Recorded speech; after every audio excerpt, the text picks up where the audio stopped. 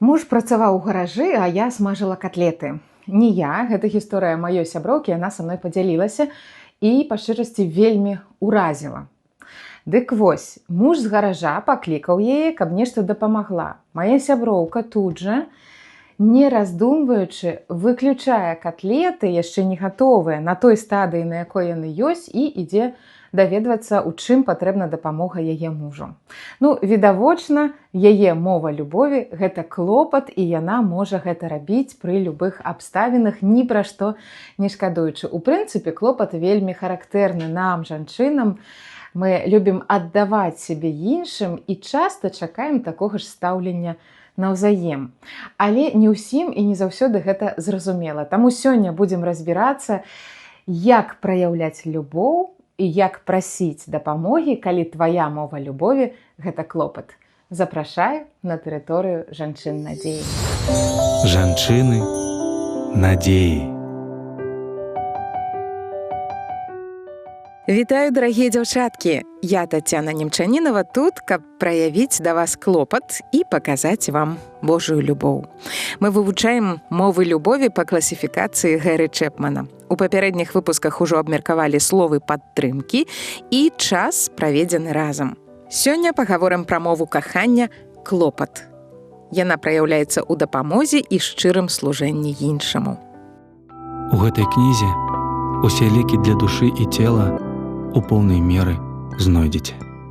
Францыск Скарына, прадмова да Бібліі. Лекі для цела. Калі твая мова любові – гэта клопат, ты можаш адчуваць, што словы не маюць вялікага значэння, а важныя дзеянні. Адна жанчына казала: «О, мой муж кажа, што кахае мяне, але гэта проста размовы, ён ніколі не дапамагае мне дома. Лепш бы ён адрамантаваў дзверы, чым спрабаваў зачараваць мяне словамі». А адзін муж казаў: «Мая жонка сапраўды любячы чалавек, яна дапамагае маёй маці. Цяпер, калі яна старая, кожны дзень носіць ёй ежу». Калі дапамога – гэта твой асаблівы спосаб праяўлення любові, ты будзеш шукаць практычныя спосабы дапамагчы іншым. Будзеш думаць, што ім патрэбна, што было б карысным сёння. Можна запытаць у іх саміх, якую дапамогу яны хацелі б атрымаць. Часам адказы не супадаюць з нашым уяўленнем і здзіўляюць. Ты можаш таксама сама добра падумаць і назваць сваім блізкім некалькі канкрэтных рэчаў, праз якія ты моцна адчувала іх любоў. Напрыклад, моя сяброўка падзялілася, што ў іх сям'і прынята накрываць пледам кагосьці, хто прылёг днём. Пра гэта яны з мужам дамовіліся, як толькі ажаніліся. З таго часу гэта норма, пра якую не трэба прасіць кожны раз. Цяпер і дзеткі перанялі ўжо без слоў, проста з прыкладу бацькоў. Быць жанчынай – дар Божы. Адну маю знаёмую раз'юшыла просьба мужа набраць яму ванну. У гэты час яна была занятая сваімі справамі і абурылася, чаму яна мусіць адрывацца ад іх дзеля таго, што ён можа зрабіць сам. «Я магу дапамагчы з тым, што яму цяжка даецца», – казала яна, «але набраць ванну можна ж і самастойна». Выходзіць, ёсць розніца паміж дапамогай і клопатам. Любоў праяўляецца ў дзеянні не толькі там, дзе без цябе не справіцца. Гэта яшчэ і жаданне зрабіць прыемна, праявіць увагу. Псіхолагі правялі даследаванне 150 маладых пар, якія цягам пэўнага перыяду праяўлялі адзін аднаму невялікія знакі ўвагі. У кожнай сям'і эмацыйны клімат за гэты час змяніўся да лепшага. Эксперымент выявіў яшчэ і такую асаблівасць: той, хто праяўляе клопат, атрымлівае нават больш добрых пачуццяў, чым той, пра каго клапоцяцца. Вось як. Пачаць трэба ў любым разе з сябе. Не патрабаваць ад мужа, не чакаць, што ён будзе клапаціцца пра цябе, а самой рабіць знакі ўвагі. Так і мужу будзе добра, і табе ад таго, што зрабіла прыемнае, і з цягам часу яму таксама захочацца так рабіць. Гэта не тэарэтычныя развагі, а вынік ужо наступнага эксперыменту. Адна жанчына натхнілася даследаваннямі, пра якія я вам расказала, і вырашыла зрабіць тое самае ў сваёй сям'і. Нічога не сказаўшы мужу, яна рабіла для яго маленькія штодзённыя прыемнасці цягам месяца. Спачатку было складана. Муж не заўважаў старанні, да і трапіць у яго жаданні не заўсёды атрымлівалася, але паступова яна больш і больш даведвалася пра яго. Стала дагаджаць менавіта тымі дробязямі, якія ён ацэніць. І ў нейкі момант муж стаў рабіць прыемнае для жонкі па сваёй уласнай волі. Яны не заўважылі, як скончыўся месяц эксперыменту і працягвалі далей. Сіла такіх момантаў у працэсе клопату. Прыемныя дробязі каштоўныя самі па сабе. Яны не чакаюць узнагароды ці ўзаемнасці. Ты робіш нешта для мужа не для таго, каб ён рабіў у адказ для цябе, а каб пабачыць яго усмешку, падарыць яму маленькую радасць. Здзяйсняючы такі ўчынак, ты ўжо адчуваеш натхненне і любоў. Вось некалькі ідэй прыемных дробязяў для пары. Выносіць смецце адзін за аднога. Змяніць свае планы дзеля сужонка. Падзякаваць за нешта звычайнае, будзённае. Берагчы ад негатыўных навінаў і перажыванняў. Прынесці кубачак гарбаты. Дзяліцца тым, што прыгатавалі для сябе. Прыбраць і памыць посуд за іншага. Пачысціць машыну ад снега перад яго паездкай. Гэта пара атрымала бонус ад эксперыменту. Іншае стаўленне да хатніх абавязкаў. Калі ты хочаш зрабіць справу замест кагосьці, яна становіцца прыемнай. Раней муж выконваў хатнюю працу вельмі неахвотна, а падчас эксперыменту сам прасіў: «Давай ты будзеш даваць мне адно заданне кожны дзень».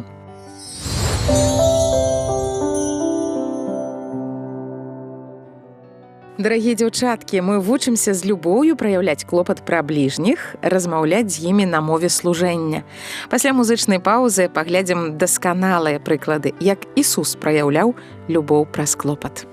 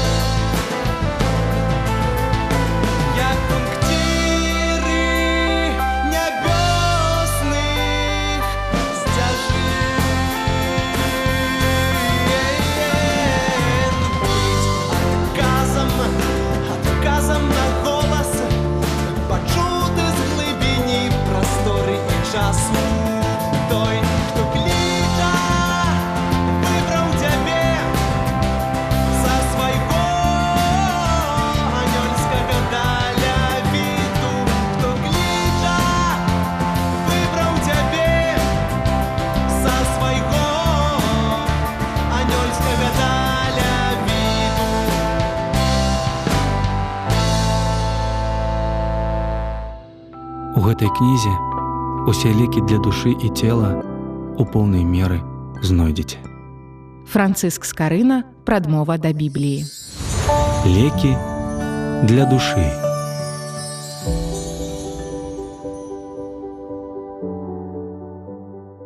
Ісус Христос на зямлі, безумоўна, праяўляў любоў да людзей, служачы ім. Ён аздараўляў, даваў ежу галодным, заступаўся, абараняў ад крыўдзіцеляў. Нават абмыў пыльныя ногі сваім сябрам. Так ён вучыў іх клапаціцца адзін пра аднаго. Хачу абмеркаваць з вамі вельмі вядомую гісторыю, якую расказаў Ісус. Яна напісана ў 10 раздзеле Евангелля ад Лукі.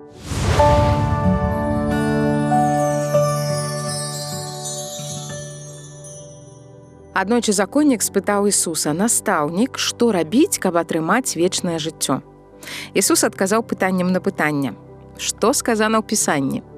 Чалавек працытаваў закон: «Любі Господа Бога твайго ўсім сэрцам тваім і ўсёй душою тваёю і ўсёй сілай тваёю і ўсім розумам тваім, а другая частка: любі бліжняга твайго як самога сябе».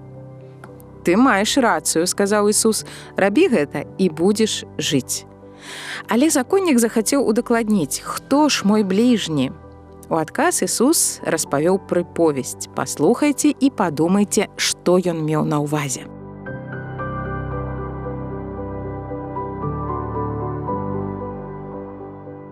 Адзін чалавек ішоў па горнай дарозе з Ерусаліма ў Ерыхон. На яго напалі разбойнікі, абрабавалі, збілі, пакінулі напалову мёртвым пры дарозе. Ішоў тым шляхам святар. Убачыў на ўзбочыне чалавека ў крыві і прамінуў. Потым ішоў яшчэ адзін царкоўны служыцель, Лявіт. Ён паглядзеў на параненага, але таксама прайшоў міма. Ехаў па дарозе чужак з іншага народу, самаранін. Калі ён убачыў гаротнага, яго сэрца напоўнілася спачуваннем. Ён спыніўся, абмыў яго, перавязаў раны, пасадзіў на свайго асла, адвёз у гатэль, там зняў пакой, паклапаціўся пра яго. А на наступны дзень, з'язджаючы, чужак даў грошы гаспадару гатэлю і сказаў: «Паклапаціцеся пра яго, я вярнуся і заплачу вам усё, што вы на яго патраціце».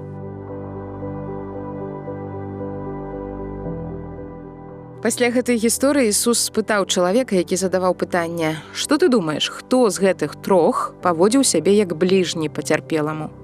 Законнік адказаў: «Той, хто быў да яго добрым». Ісус сказаў: «Тады ідзі і рабі тое самае». Лекі для душы. Давайце разбярем гэтую прыповесць, каб зразумець, што Ісус хацеў нам данесці. Спачатку чалавек запытаўся, што я павінен зрабіць, каб атрымаць вечнае жыццё. Яму не вельмі спадабаўся адказ Ісуса пра закон любіць бліжняга як самога сябе. Ён разумеў, што гэта занадта цяжка, таму спытаў: «Хто мой бліжні? Каму я павінен дапамагчы?» Мяркую, былі людзі, якім ён хацеў дапамагаць, і тыя, каму ён не зусім хацеў дапамагаць. Часта мы любім рабіць нешта добрае для сваёй сям'і ці блізкім сябрам, складаней незнаёмцам ці замежнікам, і, вядома, мы не хочам дапамагаць людзям, якіх лічым сваімі ворагамі. А цяпер давайце ўзгадаем, хто праходзіў міма параненага чалавека. Спачатку святар, а потым так, Лявіт. Можна было б чакаць, што яны дапамогуць, яны добра ведалі Божы закон. Але не, яны прайшлі міма. А дапамог збітаму добры самаранін. Самарыя была суседняй краінай, і гэтыя дзве краіны не ладзілі паміж сабой. Габрэі пагарджалі самаранамі, але гэты самаранін спыніўся і дапамог габрэю. Ён зрабіў усё, каб той ачуняў. І сёння, калі мы называем кагосьці добрым самаранінам, мы маем на ўвазе, што ён робіць больш, чым чакалася, каб дапамагчы камусьці.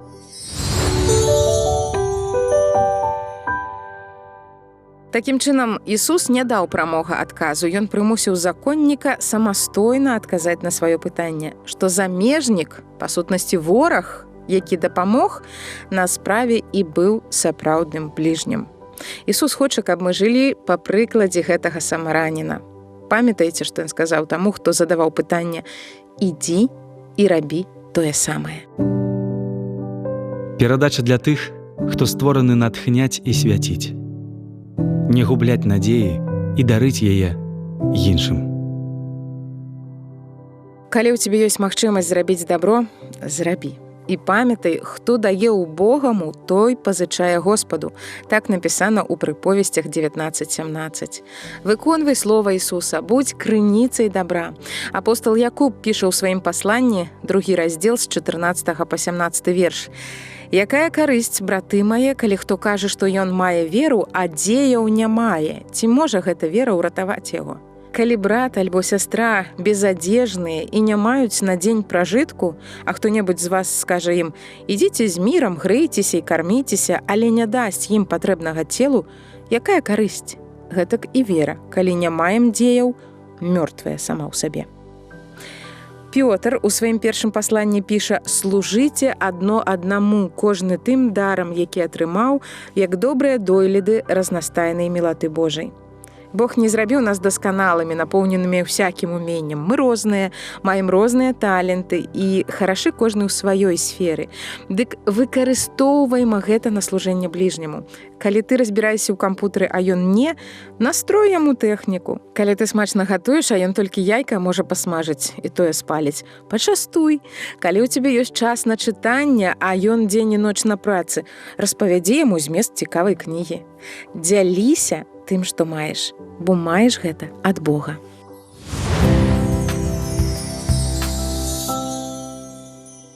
Апостол Павел, пішучы розным цэрквам, перадае адно і тое ж пасланне. Не за сябе толькі клопат майце, а кожны за іншых. Гэта з ліста да піліпянаў. Клопат – гэта тое, што збудоўвае, паляпшае адносіны, дапамагае быць адной супольнасцю. У лісце да габрэяў Павел піша: «Не забывайце таксама дабрачыннасці і шчырай супольнасці, бо такія ахвяры падабаюцца Богу». Рымлянам нагадвае: «Мы, моцныя, павінны насіць немачы бяссільных і не сабе дагаджаць». У першай частцы праграмы мы прыгадалі эксперымент, які паказаў, што клопат пра іншага дае прыемныя пачуцці і таму, хто праяўляе гэты клопат. У Бібліі пра гэта сказана ў некалькіх месцах. Кніга Ісаі 58:10. «І аддасі галоднаму душу тваю, і накорміш душу пакутніка, тады святло тваё узыдзе ў цемры, і морак твой будзе як полудзень». Дзеі апостальскія 20:35. «Ва ўсім паказаў я вам, што працуючы трэба падтрымліваць слабых і памятаць словы Господа Ісуса, бо ён сам сказаў: больш добрашчасна даваць, чым браць». Служачы бліжняму, мы служым самому Богу. У нагорнай пропаведзі, якая запісаная ў 5 раздзеле Евангелія ад Матвея, Ісус кажа: «Так няхай свеціць святло ваша перад людзьмі, каб яны бачылі вашыя добрыя ўчынкі і ўслаўлялі Айца вашага, які ёсць у нябёсах». Прапаную за гэта памаліцца. Господі, дзякуй за тое, што ты праявіў любоў да нас у такія шматлікія спосабы. Мы б хацелі быць больш падобнымі да цябе і паказваць тваю любоў людзям вакол нас. Прашу цябе за кожнага, хто зараз тут. Дай нам такія ж любячыя сэрцы, як тваё. І накіроўвай нас у тым, як мы можам праяўляць любоў праз клопат. Пакажы, каму ты хочаш дапамагчы праз нашыя рукі. Дай ідэі, як гэта зрабіць на гэтым тыдні. Таму што ёсць шмат людзей з рознымі патрэбамі, і мы не можам дапамагчы ўсім, але мы можам пачаць з кагосьці побач. І, Господі, калі іншыя клапоцяцца пра нас, калі ласка, дапамажы прымаць клопат з удзячнасцю. Молім цябе ў імя Господа нашага Ісуса Хрыста. Амен.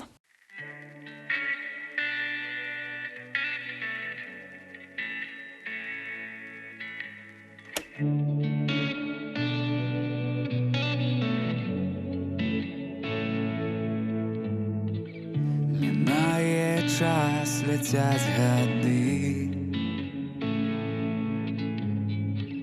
і хараством наповнені всі мої дні.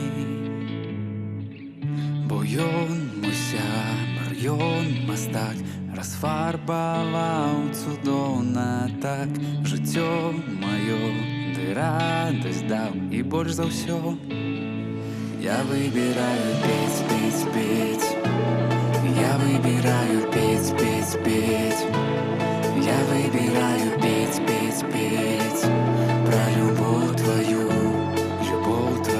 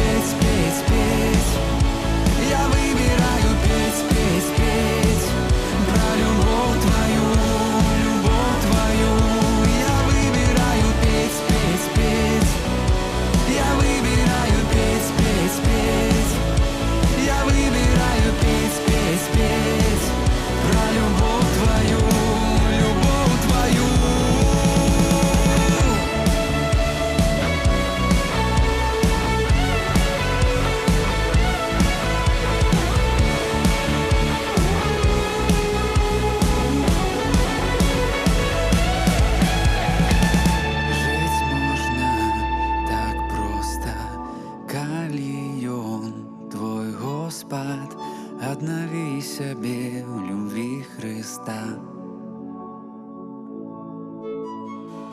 Жыць можна так проста, калі ён твой Господ, аднаві сябе ў любві Хрыста. Жыць можна так проста, калі ён твой Господ, аднаві сябе ў любві Хрыста. Жыць можна так проста, калі ён твой Господ, аднаві сябе ў любві Хрыста. Я выбираю петь, петь, петь. Я выбираю петь, петь, петь. Я выбираю петь, петь, петь. Про любовь твою, любовь твою. Я выбираю петь, петь, петь. Я выбираю петь, петь, петь. Я выбираю петь, петь, петь. Про любовь твою, любовь твою.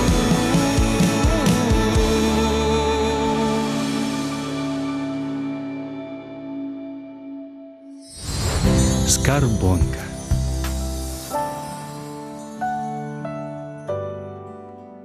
Дарагая дзяўчынка, падумай, як бы ты магла праявіць любоў на практыцы. Ці ёсць хтосьці ў тваёй сям'і, каму патрэбна дапамога? Ці ёсць хтосьці па-за тваёй сям'ёй, каму патрэбна дапамога?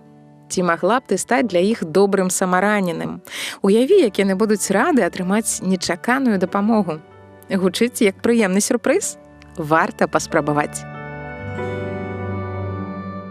Сёння хачу параіць кнігу пра рэальную гісторыю, як адзін звычайны чалавек здольны перамяніць свет.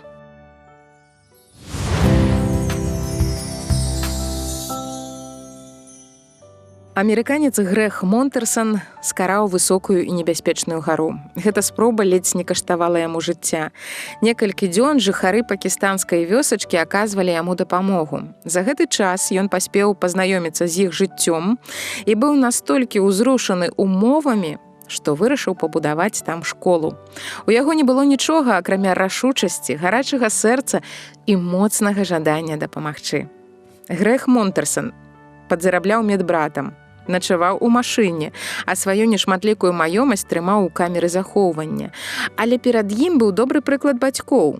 Тата Грэга заснаваў хрысціянскі медыцынскі цэнтр Кіліманджара, а маці міжнародную школу Мошы. Сёння той самы Грэг Монтерсон кіруе вялікай міжнароднай дабрачыннай арганізацыяй. Ён пабудаваў 145 школ і некалькі дзясяткаў жаночых і медыцынскіх цэнтраў у самых бедных вёсках Пакістана і Афганістана. Яго кніга стала бестселерам, яго двойчы намінавалі на Нобелеўскую прэмію міру. Вось некалькі цытат з кнігі Грэга Монтерсона «Тры кубкі гарбаты». Небольшой музыкальный всплеск. Можаце сабе ўявіць, каб амерыканскія чацверакласнікі адны без настаўніка сядзелі і спакойна рабілі ўрокі. Я адчуў, што ў мяне разрываецца сэрца, іх жаданне вучыцца было такім моцным, а ўсё вакол было супраць іх.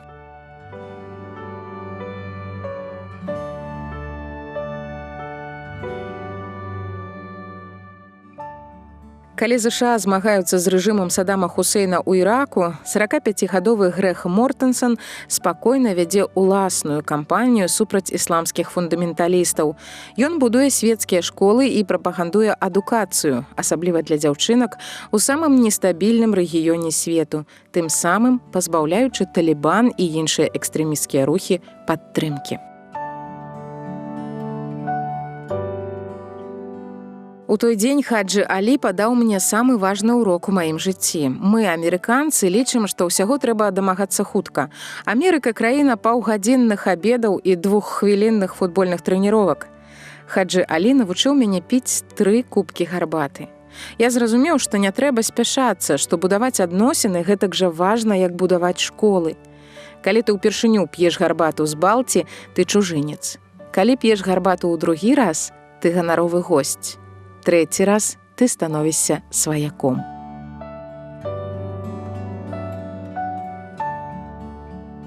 Грэх Монтерсон перажыў 8-дзённае ўзброенае выкраданне талібанам. Цудам застаўся жывы ў перастрэлцы паміж афганскімі ваеннаначальнікамі. 8 гадзін хаваўся пад тушамі жывёл у грузавіку, які ехаў на фабрыку. Ён пераадолеў 2 фетвы ад раз'юшаных ісламскіх мул, вытрымаў расследаванне ЦРУ, атрымліваў пагрозы ад амерыканцаў пасля тэрактаў. І ўсё дзеля таго, каб дапамагчы мусульманскім дзецям атрымаць адукацыю.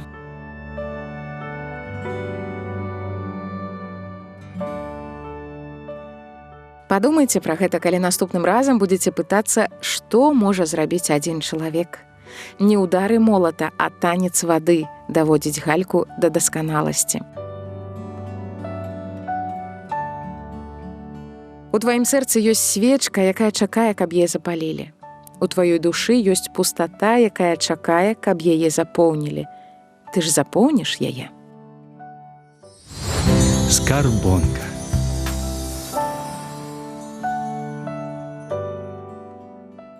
Дарагая дзяўчынка, я веру, што ты знойдзеш спосабы, як паказаць людзям сваю любоў праз клопат.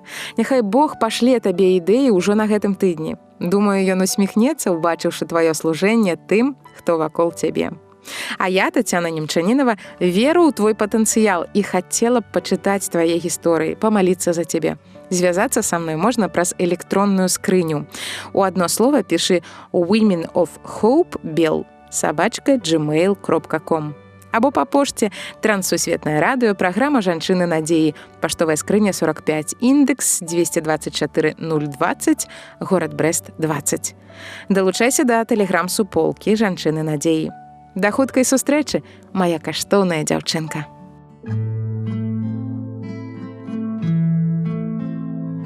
Послухай серце свое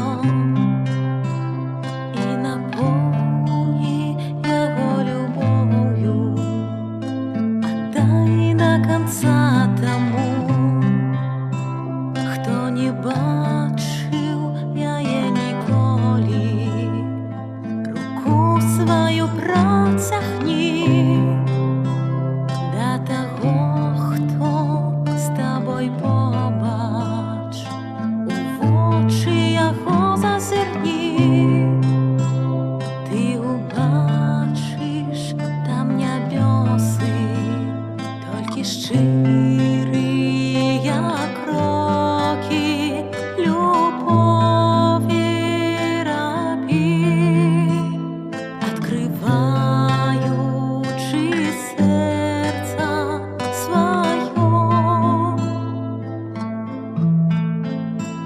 Звери свечи, что темно житьем своим, и неспынно раби добром. Послухай голос Отца в глибині свого серця, і як малое дитя просто йому довірся, а чуй, як душа твоя імкнеться до Бога, і тільки разом з Христом ти сапраўды будешь вольным. Иисус даст тебе силы идти далей, только в сердце любовь запали. Звери свечи, что темно житьем своим, и неспынно раби добро. Звери свечи,